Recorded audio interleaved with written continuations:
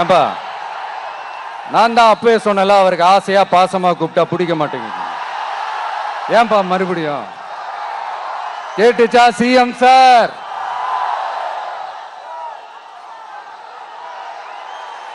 இந்த போர் முழக்கம் உங்களை ஒரு நிமிஷம் கூட தூங்க விடாது, துரத்திக்கிட்டே வரும்.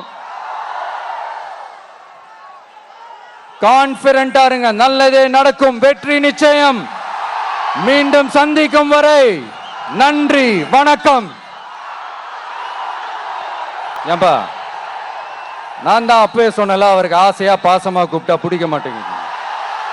ஏன்பா மறுபடியும் கேட்டுச்சா சிஎம் சார்?